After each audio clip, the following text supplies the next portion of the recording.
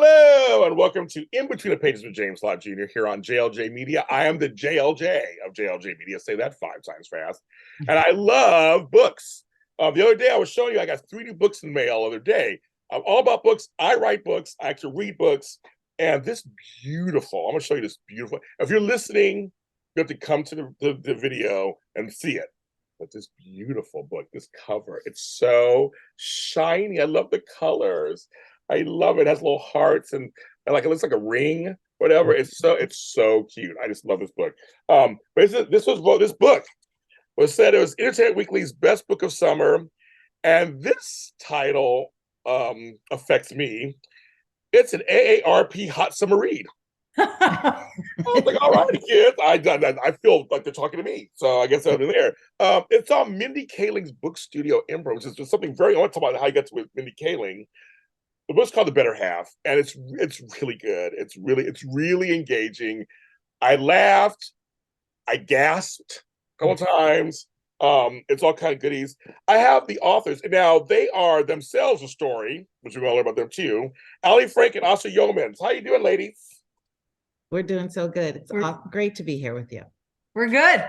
There you go. I love it. I love it. Welcome. You notice you mentioned on the cover, you got it. There are hearts. There's a ring. Yeah. There's also a nipple. Oh, exactly. Oh, okay. Yeah. Sort of obscure what it is. No one would necessarily guess, but just so you're the first one we've really revealed that to, James. Yeah. So we won't ever forget you. We talked to James about the nipple. Yeah. The nipple. I think if you have 9 grandkids, you've probably been around a nipple. I've been around a nipple too. The nipple too, but up. Yeah.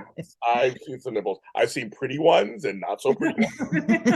Well, this is the one we hope. Yeah. And did you see it without the dust cover?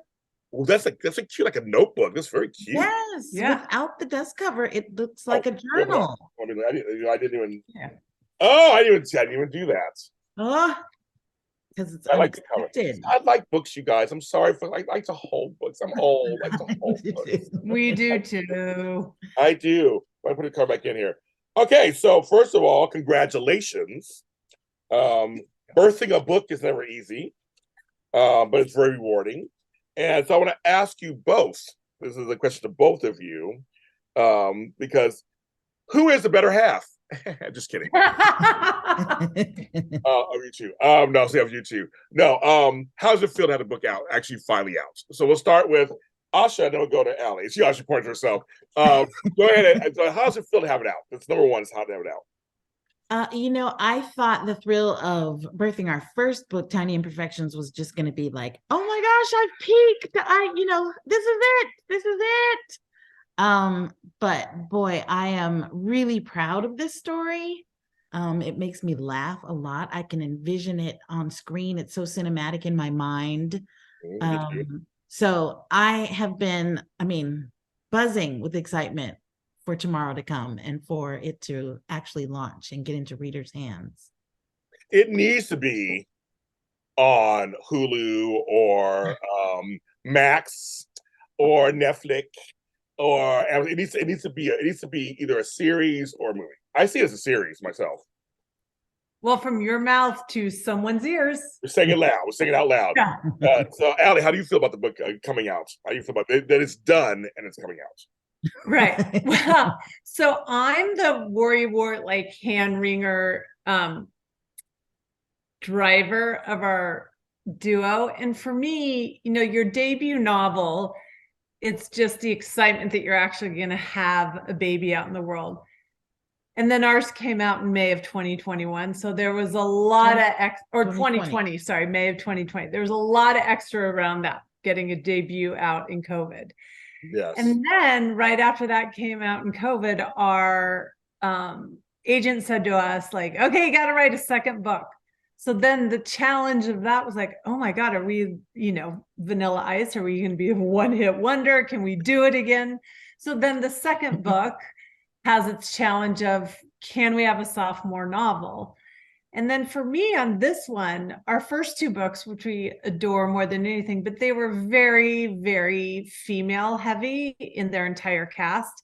And this one was a great challenge for us, and I feel really proud of, because we have a lot of men in this book.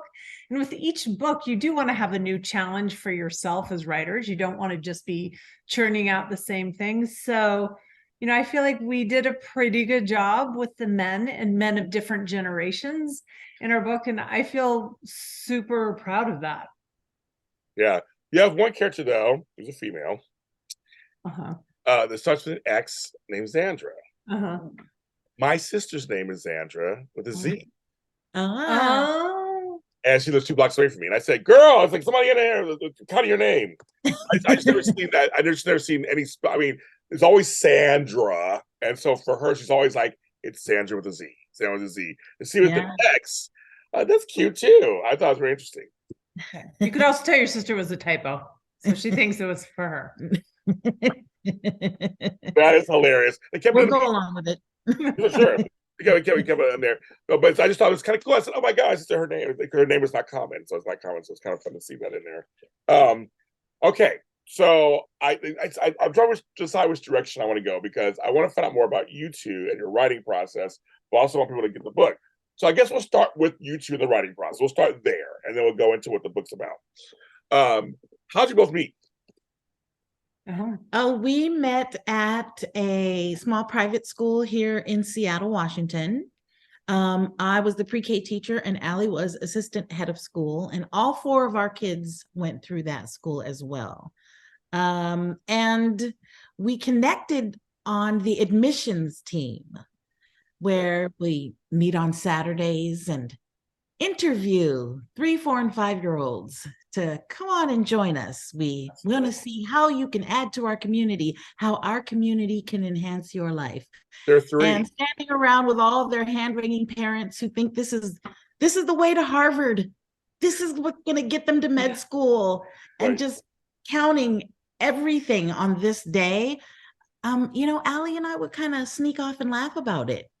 We had to debrief. Kind of sneak off and laugh We about would. it? We'd have to debrief first. Yes. With the head of school, brilliant educator, and really give all the families and kids a chance. And well, who knows their A's or B's or C's?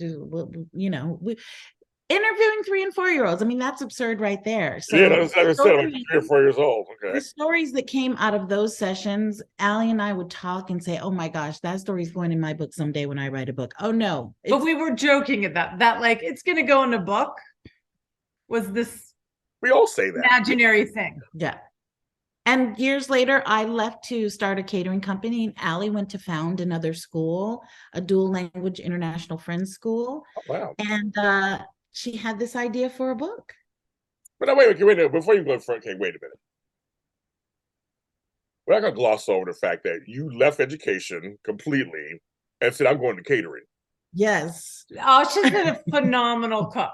Phenomenal. Well, and that's how we stayed together. Yeah. Oh, yeah. Because after I left the school, Alli would call on, her beautiful Jewish holidays, saying, I'm having all of these friends and family here, and I'm hosting, and I don't know how to make it. Can you please cook me a brisket? I hate cooking. Oh, that's so funny. Yeah. I have educated myself to quite a degree on Jewish food, and my brisket's not bad. I'm still working on it, but that's how we stayed in touch.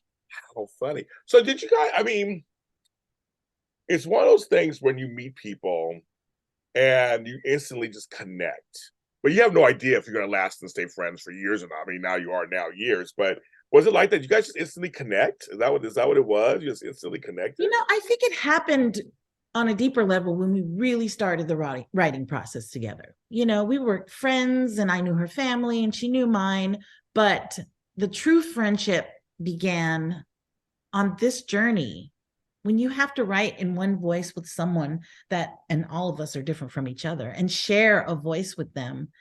Your relationship is going to deepen. It's going to grow. And so it has just gotten tighter each day that we work together. Well, and Asha always puts the pretty bow on everything. I'm like, okay, I'll give the rougher side of the story. Yes, professionally, we really got along, but also we were both in the thick of motherhood. So, when you have 2 moms that are working full time, and we each have 2 kids and husbands who work super, super hard. And Asha has her entire extended family in Seattle. It's not like you have all this, free time to go skipping off on girlfriend dates on Saturdays and Sundays. But when I was assistant head of school, I would read all the report cards that the teachers would write because I didn't want anything. I mean, can you think of anything more embarrassing than like a school sending out report cards written poorly? Yeah, no, right, exactly. Right. Yeah. So, Yeah. and Asha was phenomenal at being able to write about kids in schools, really exceptionally good at it, to the point where, sometimes I had to show her colleagues, like, could you maybe do it more like her? Yes. Which is not always my smoothest move as a manager, but that's another story. But then when I was traveling around to visit some schools, when I was starting my other school, was when this idea for our first book, Tiny Imperfections, came up. And it was spring of 2020. And I'm an overly enthusiastic person, and I operate from the place of best intent. So I was so excited about this idea that was spinning in my head about a book that I called up Asha, and then you can tell it from here. She called me up from a bus station somewhere and said, Asha, do you want to sit down and have coffee and talk about schools and race? And I said, who the hell is this? Just right out there. But I said, okay, when I found out it was Alli, let me see what she's going on about yet again. And we met for coffee, and 14 months later, we had a deal with Penguin Random House to publish that first book. And it was a process. We didn't really know what we weren't supposed to know when we started all of this. And Asha had no idea if I could write. Like, she had read my emails, but that's it. Like, I at least knew that Asha had strong foundational writing experience. Her emails were good, though. Yeah. So, we always say that one writer plus one writer, in our case, makes one good writer. My strengths are Alli's weaknesses and vice versa. She does things along our process that I sit back and think, where'd she come up with that? And I am a much better speller. So Okay, see, there you go, right? That. But we really complement each other in what we do. But what matters the most in our partnership is that we have this commitment to the work. Yeah. Coming from two perspectives, to races, religions, to areas of the country. She's a country girl. I've always been a city girl. She's tall, I'm short. All of those things inform who we are as people. But our greater mission drives us to really, really do our best to collaborate and not give up until we come to a place where we're both happy with the work we're doing. But I do feel like we have to point out, because sometimes when we talk about like, oh, my strengths are her weaknesses and vice versa, people who might be considering co-authoring something, like, okay, so I have to find someone, different than I am. Like, it was sheer dumb luck. It's not like we, sat down with our resumes and interviewed each other and like, it wasn't an arranged writing marriage. It just was a lot of good luck. Like, we have to be really honest that between the two of us, it was good luck in our skills. And our greatest commonality was we have the same work ethic. So you guys are like the example of, we're all basically kind of the same. With different experience. We all want, I always say we want the same 4 or 5 things in life. We want to be happy, have some laughs, have some good food, usually. We want good sex, hopefully. We want a trip here and there. There's just things that we want the same. We want good health. We want good, funny with some of the things, but we have the same 4, 5, 6 things we all want, no matter what background we come from. And you guys are kind of an example of working together. Just being able to come together from different backgrounds, yet finding commonality. Well, that speaks to, there aren't that many Black-white co-authorships out there, or that many, like if any two different races. Right, right.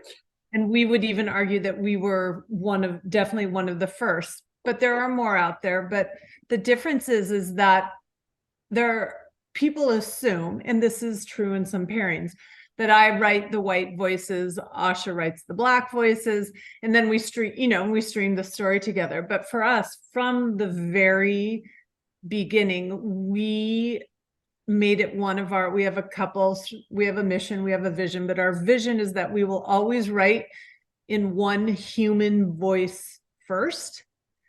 And then race, religion, everything else will fall after that. But we write every word, every punctuation, every sentence, all of that together, because we're writing from humanity first and then everything else. And as we've gone along, I've gotten better at being Black. Asha's gotten better at being Jewish. I'm getting my Jewish card next week. Yes, yeah, I'm gonna laminate it for her. Of course you are, of course. Yeah. And she's invited to the cookout, so it's all worked out. Yeah. No raisins. Asha told me never anything. That's right, no raisins, girl. Bringing the paper products. Okay, paper.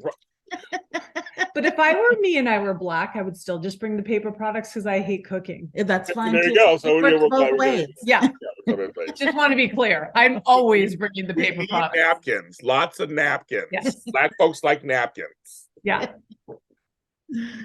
But you know what's so funny? Here's a little quick story. The late Diane Carroll, who played television's first Black bitch, that's her words, on television back in the 80s on Dynasty. She had told a story how she had told the writers, don't try to write her like a Black woman. Keep writing her like a man. I'll make her Black and a woman. Oh. So he watched the dialogue with her and Joan Collins as Alexis fighting back. It's like, yeah, she is kind of written in a way that's just, she's written. Yeah. They don't do anything with her super feminine or all the tropes aren't in there. But I thought that's an interesting way to talk, because you were saying is like, you can write for a character who happens to be Black. Yeah. You can write for a character who happens to be not Black. Mm-hmm. We can't do that. And again, what is Black? And what is white, so to speak. I mean, we know those things. So I kind of like when you said that. It reminded me of that story. She said, "Oh, just write it the way you're going to write it." Because originally the character was going to be a white man or something. But just write it the right way. I'll bring in by the dress, by other stuff. I'll make her this Black woman because I'm a Black woman. But she didn't want anybody to write to it. It's like I don't do all that. So I kind of like the way you said that, Alli. It was kind of like you're like, no, we're kind of writing. You're taking a story where it needs to go when you need to take it. I guess is what it is, right? When it comes to a point of a story, you take over that part or whatever, and she takes over her part, correct?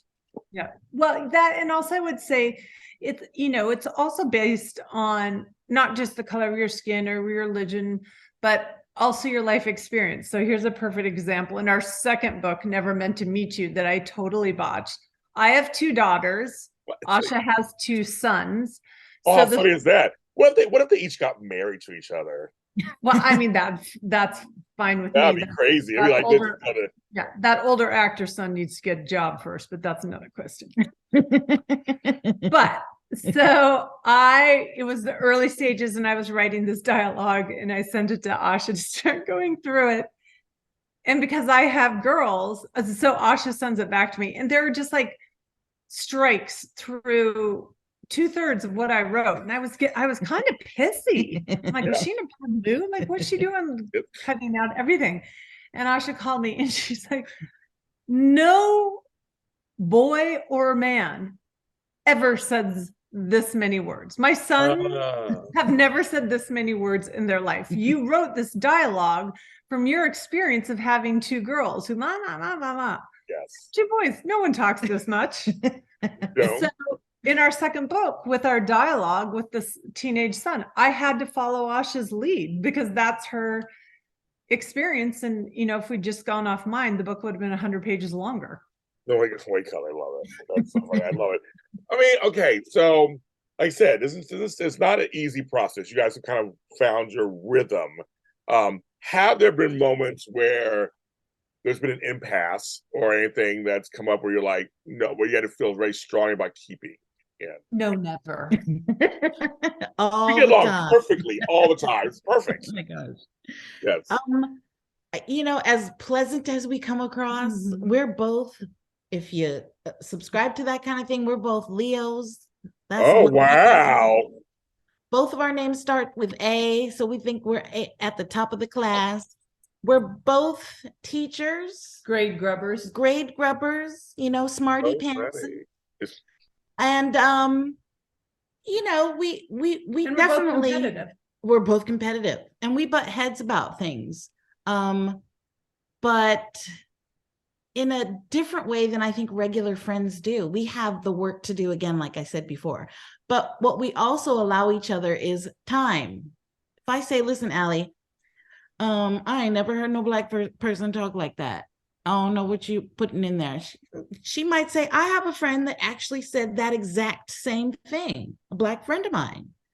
And we'll have to go back and forth. She has had an experience that is true and valid, and so have I.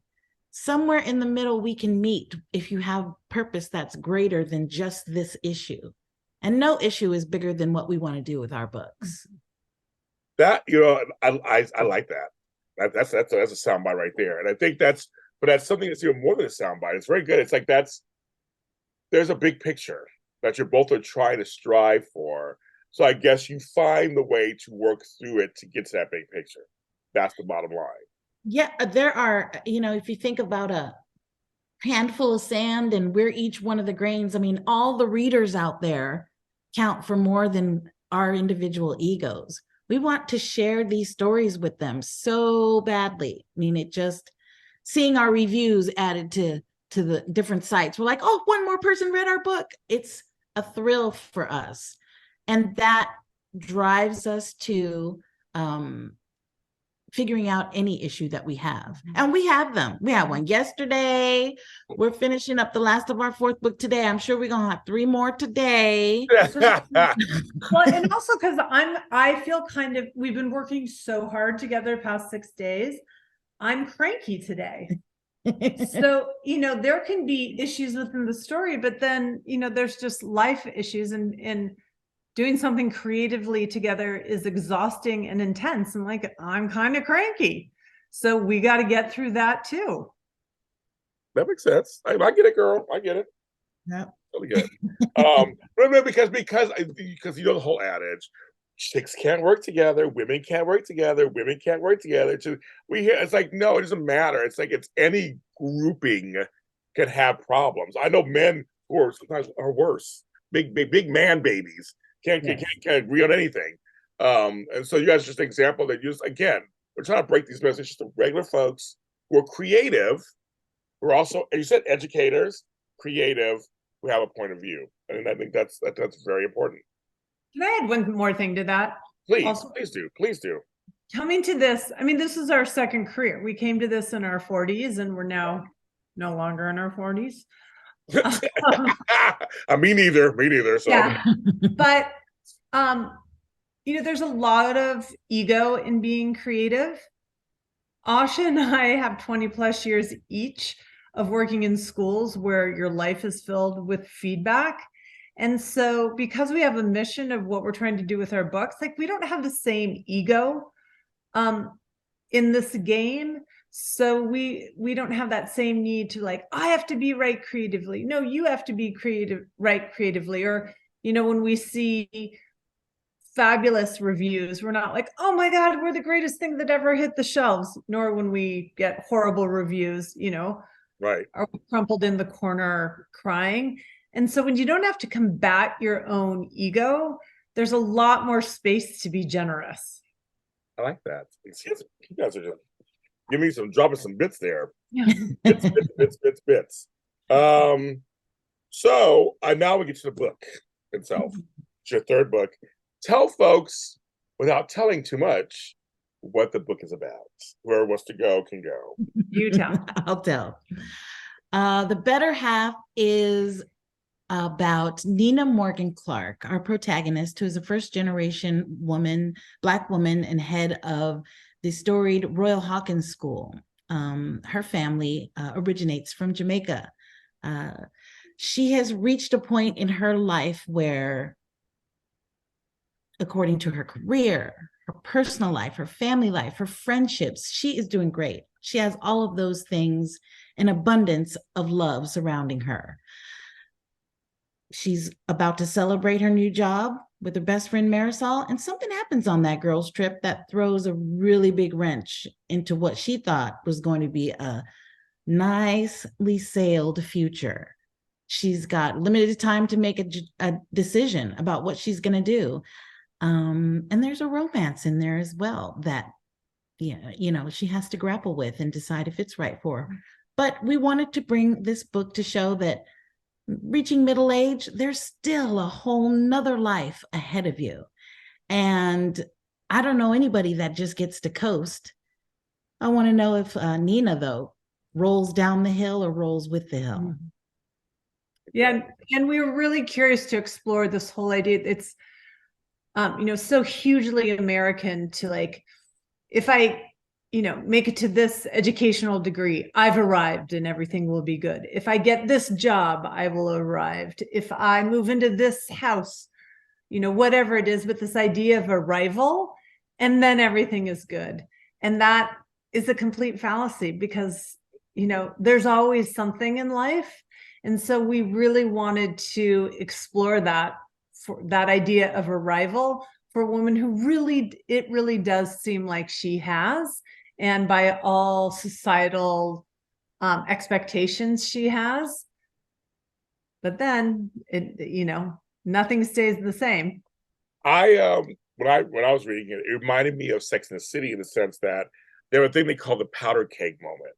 They did the same thing on Girlfriends, where it's like life is moving along, then a powder keg explodes. Life is going on, and then for each of the girls. So I felt like in this story, yes, and being someone who changed his life in his 40s, it was like, oh yeah. And then as you're changing it and things, something unexpected comes in your direction, like where did that come from? Meanwhile, you're dealing with that over there. Like you're not done. Like people think you're done. I guess after 30, you just go to the pasture. We never see you again. I don't know what the story is with that. But I felt, or people feel like a lot of change happens in your 20s and 30s. I beg to differ that yes, obviously you don't stay static. Things happen.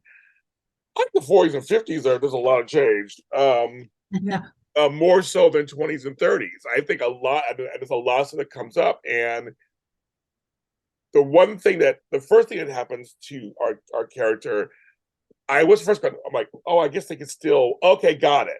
So the age thing didn't put me off. You know what I'm talking about. So I'm going to read it. I was like, oh, okay, that worked. Okay, that can, okay, got it. Once I get myself out of that, I was like, okay, yes, that can happen. But the monkey wrenches that happen to us in our 40s, especially, it's very true. It does. Yeah. I don't get too much away. You guys have to read it. You're like, oh, okay. And they're like, oh, okay. Like seriously, as I'm reading it, I'm like, oh, okay. But yes, I was like, yeah, in your 40s, I think it really does hit differently. It does. You guys captured it. Yeah, we reinvented ourselves at about the same age that Nina is. We left these long-lasting careers that we had. And after a little short stint saying, we want to keep busy, but this just isn't it. We kept going and found each other to continue or to start this writing journey. So I didn't think that my life would end up this way at all. This is not what I planned. Same here. Yeah. But it's turning out to be even better than what I was doing in my 20s and 30s.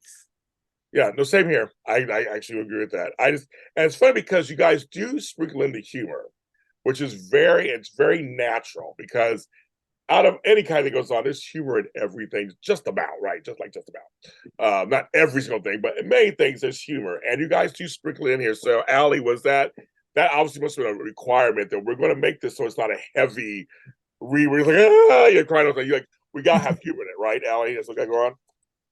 Well, that was also very intentional from our first book for Evermore with all our writing. They're all very humorous and we really solidified this mission in the spring of 2020 that there, were so many books and movies and shows that were being held up to our culture, to the American culture, as these are the tomes to become more aware, more enlightened, more empathetic to the experiences of people who are disenfranchised, marginalized.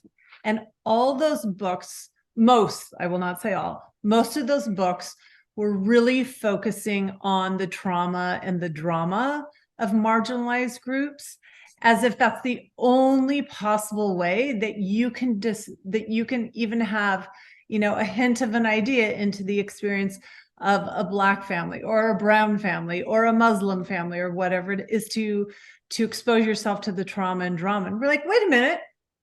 Every person in this world, their family, their experience has love, it has joy, it has laughter.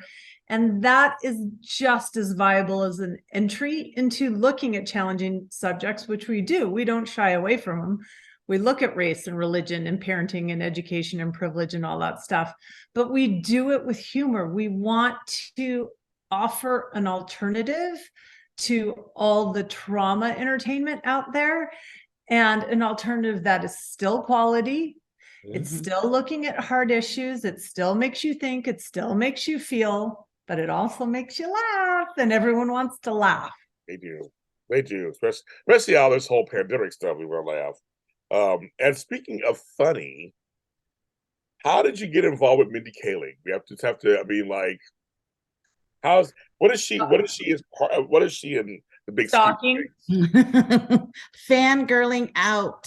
Yes. We worked very hard to track her down. And she's a writer, she's a producer, she's all creator.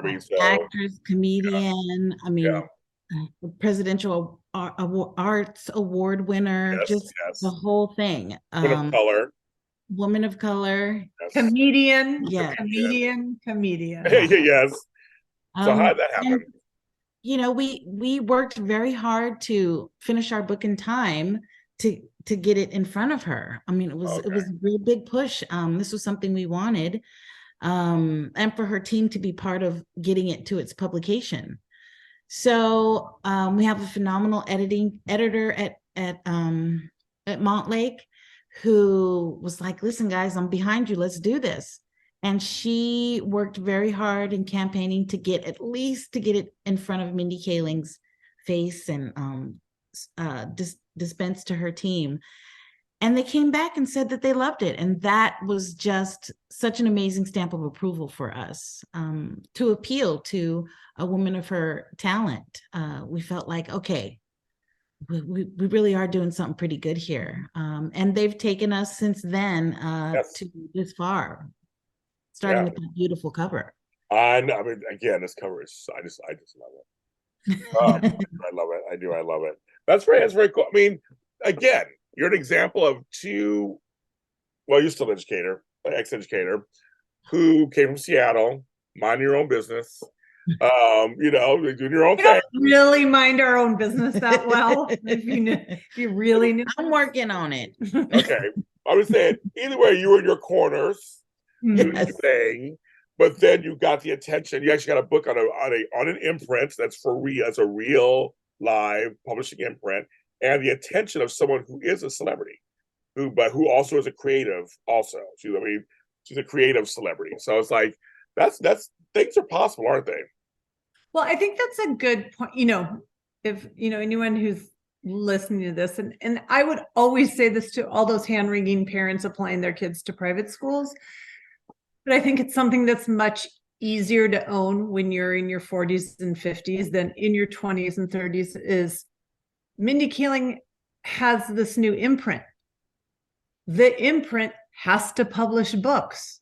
Why not ours? It has to be someone's. Yeah, why not? So, if we don't take the leap, and if we don't do everything to try to get it in front of her, it will never be ours. But if it's in front and she says no, well, we tried our hardest, and it's in front of her and she says yes, we tried our hardest. Right. So, it's got to be someone's. Why not us?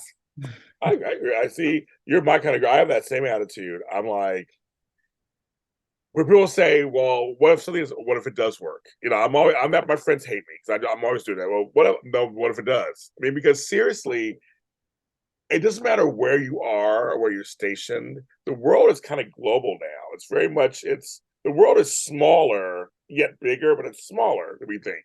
You don't have to be in LA or Chicago or Atlanta or New York anymore for things to happen to you or for you. You can be anywhere, literally. I have a guy that I work with, he's in Indiana, and things are working out great. He lives in Indiana. Okay, that's life. So you guys are a good example of that too, of just that it doesn't matter where you're from. It's that you have good product and somebody's attention. That's all that matters. Yeah. That's all that matters. I said, I like the book. I want people to go. I want people to read it. It's called The Better Half. I want you to run to Amazon if you have to, or wherever you find your books. Just I want you to get well, buy every version. If it's Kindle or whatever, you have Kindle stuff versions. Yeah. Yeah. Oh, and our Audible is amazing. And Audible, it's fine. But I was saying, if you want to get a cover, I just like the cover. Yeah. It's complimentary. It's my skin They're color. your colors. Those all would look great on you. All those jewel tones. Good. I love it. I love this book. Congratulations, ladies. I'm very happy for you guys. And now I want to read your other books. And now I'm curious about the next one. We promise you will love our first one, Tiny Imperfections, and our second, Never Meant to Meet You. And yeah, we don't know yet when the fourth will be out, but it'll be on your shelf sometime. Well, when the fourth comes out, you come back here and talk about it. Okay. We hope you invite us. We'll be ready. No, you're an open invitation. You have to come back in and talk about it. So I did enjoy it. Better Half the book, Alli Frank and Asha Youmans. Please run out and get it. It comes out July 1st, correct? Yep, tomorrow. Tomorrow. July 1st. So go get it. And can they find you? Where can they find you guys actually on social media? Yeah, you can find us on our website at alliandasha.com and all over social media, Twitter, Facebook, and Instagram at Alli and Asha. I'm gonna try to follow you guys. I'm gonna try to follow you guys too. I'll find you. Find us. We want to find you back. Yes. And I have a left-handed show, just for your knowledge. It's called Left-Handed with a Lot to Say. Check it out. I talk to left-handed people about being left-handed. That's all we talk about. Okay. Oh, I have lots to say. Let me just say, my two daughters, I'm like, you can be whatever you want. I wanted them to come into the world, whoever they were going to be.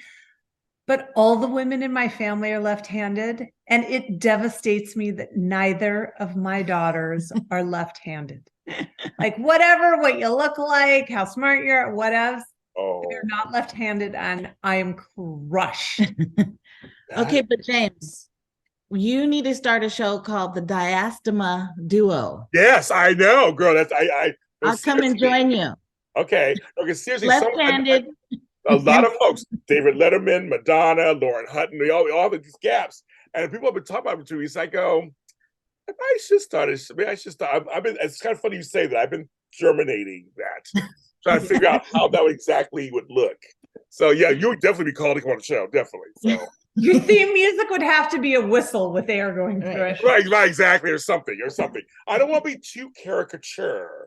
I want to, I like this, and my mother has it. I got it. So I mean, we're just trying to. I'm going to figure that out. I do. Look at we're creatives. I think of ideas already sitting on the show. Right there on the slide. Oh, right there. Yes. Better Half of the book. Back to the book. The Better Half of the book. Yes, that's the book. And I'm James Lott Jr. And I have books too. Go to Amazon. Just go James Lott Jr. And the Really Short Story Project. I have tons of books underneath that, and some to come. So reading is great. Reading has not gone anywhere. People are reading. People are listening to audiobooks. They're listening to audio dramas. They are getting their Kindles and everything. It's like the reading has not gone anywhere. So check out books like this and pass on anybody who needs to know about this too. This book also. And I'm James. I'll talk to you guys next time. Thank you.